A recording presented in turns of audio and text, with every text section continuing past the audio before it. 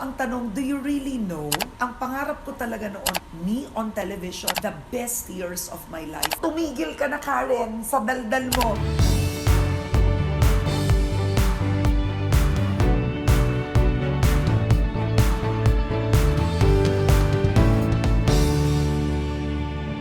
Who is Karen Davila? Wow! I'm sure napapanood niyo ako sa balita, pero ang tanong, do you really know who Karen Davila is? Bakit nga lang ba ngayon ako nag-YouTube? Actually, takot ako mag-YouTube in the beginning because ang tagal ko nang nag-TV. Ang pamangkin ko na si Will Dasovich ang unang nag-introduce sa YouTube sa akin years back. Grabe! You are so sexy weird. naman! Shooting the house. Oh my God, he was shooting himself, vlogger na vlogger. And my training was as a journalist. Sinuungna ng mga sundalo. Paano kami magsisimula muli? Lahat ng bahay dito ay puno ng putik. It's my profession, it's my calling. Pero sino ba talaga si Karen Davila? Alam nyo, I'm the eldest of 3 in my family and I come from a very middle-class family. I grew up in Parañaque. I was in a private school. I was in Colegio San Agustin with my sister. My youngest brother, maliit pa siya nun. When I was growing up, we were very happy. In 1983, bumagsak ang ekonomiya ng Pilipinas. My father lost his job. Kumbaga, nahirapan kami financially. And I remember before going to school, hirap yung parents ko noon sa tuition, nangungutang sila. My God, napuputulan kami ng kuryente. Naranasan namin yon when we were growing up. I was a teenager na yung nanay ko at ang tatay ko had to start small businesses. So doon ako na-expose sa maliliit na negosyo. They were very good parents. Nagbukas sila ng maliit na restaurant, nagsimula sa maliit na karinderya, nagsimula ng maliit na subcontracting company sa Pampanga, maliit na patahian, hanggang sa medyo lumaki yun. But the point is, they were working all the time. So I was exposed na yung mga magulang ko, talagang we knew we had to work. And I remember feeling an intense amount of drive to succeed. Yung sipag ko, yung willingness ko magtrabaho, to persevere, to be determined, doon po nanggaling yun. So nung nag-UP po ako, mascom ako noon in 1986. So marami sa inyo na nanonood sa YouTube ngayon, oh my God, 1986, I wasn't even born. O, di ba? Wala pang cellphone noon, nung panahon ko, ni walang pager pa noon. And I remember my UP days. It was difficult because they didn't like me. I couldn't fit in immediately. I guess it was also because sometimes, pag marami kang problema sa buhay mo, tinatago mo rin yun sa sarili mo. At dun ko naging kaibigan si Kuya Kim Atienza. Ang dami na naming pinagdaanan in college pa. Kuya Kim telling me, Karen, many successful women, marami naman sa kanila hindi naiintindihan ng tao. Doon ko sinabi sa sarili ko na kailangan talaga magtagumpay ako. Ayoko na manatili ako mahirap. Dapat talaga magtrabaho ako, magsipag ako para matulungan ko ang pamilya ko. Sinabi sa akin ng nanay ko, Karen, kahit wala akong maipamana sa'yo, basta mapagtapos kita ng pag-aaral, lahat ng pangarap mo matutupad. I took that seriously. In other words, ang naipamana lang sa akin ng mga magulang ko ay edukasyon. And I believe that was enough. And the lessons then, sinabi ng tatay ko sa akin, the only hindrance between you and success is you. So failure for me was not an option. So I really knew kailangan kong magsipag.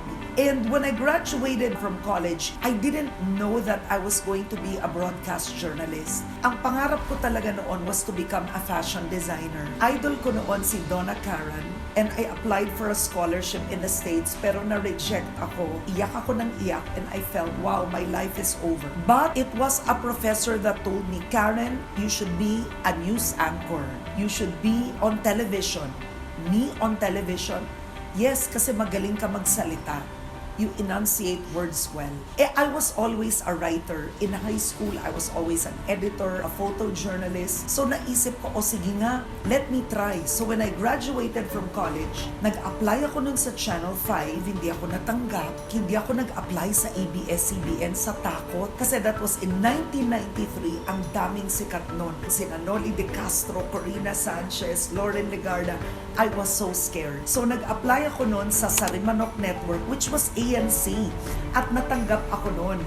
And I also applied in GMA7. I got accepted in Sarimanok Network. Ang offer was 8,000 pesos a month. And in GMA7, ang offer was 5,000 pesos a month for a show called Business Today. Kinuha ko ang Business Today kasi I felt it was in the main network, it was a morning show. Ang trabaho ko noon was a reporter, writer, and the host of the show. So I was in GMA7 for 6.5 years. And sobra akong grateful that I started in GMA7. I learned to do investigative journalism sa Brigada 7. Kasama ko noon sina Arnold Clavio, Jessica Soho, Karen Davila. Ang host namin noon was si Louie Beltran. Ang tindi ng training noon. So ginawa ko lahat yon. Research, transcribing all my interviews. Umuupo ako mismo sa editing ng mga report.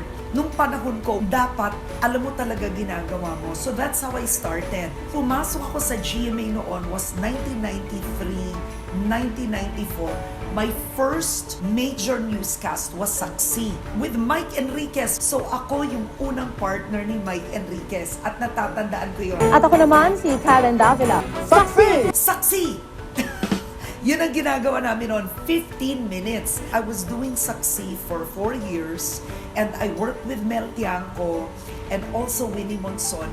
Noong 1998, 1999, nilipat nila ako sa Extra Extra with Paulo Bidiones. Very light, from kababalaghan to health. I enjoyed it, to showbiz. Pero dun ko na-realize yung grain ko talaga, hindi ako pang feature. Medyo talagang as a person, investigative ako, newsy talaga ang training ko. And from then, I also did the pro team. Ito ang ulat ni Karen Davila ukol sa mga spearfishers ng Romblon. But by the time it reached 2001, I felt the need to already grow. I got an offer to move to abs-cbn and I also let abs-cbn know that I was open to moving. My first job in abs-cbn was the correspondence. The best years of my life in abs-cbn. My most memorable stories in the correspondence, batang preso. Sila ang mga batang preso. Imbis na pamilya ang kanilang kapiling, ang kulungan ang kanilang kinikilalang tahanan. Isa lang yon sa napakarami kong ginawang dokumentaryo. Pinasok ko ang 3 preso sa Metro Manila. Nakita namin yung mga menor de edad, nakakulong sila kasama ng mga matatanda. Para silang sardinas. There was a worldwide drive na dapat wag ipagsama. And that was such a life-changing experience that grieved my heart. And it was just wrong.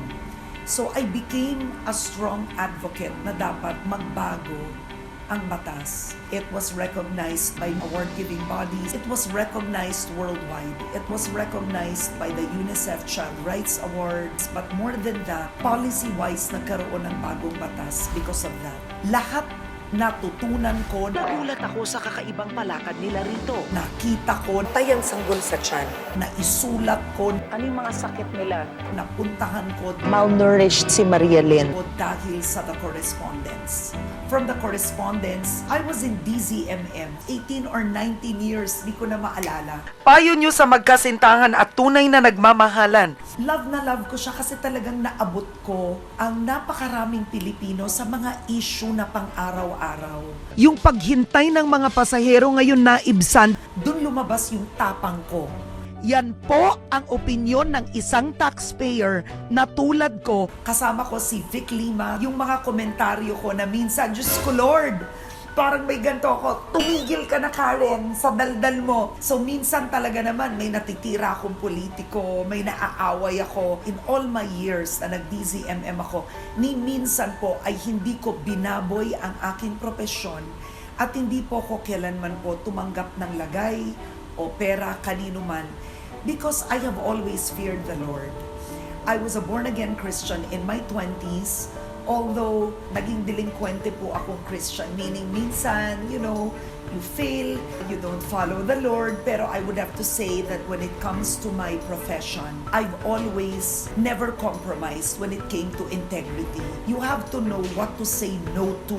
And bukod po sa DZMM, my first newscast, nightly news, binigyan akong break ni Freddy Garcia, and that was headlines.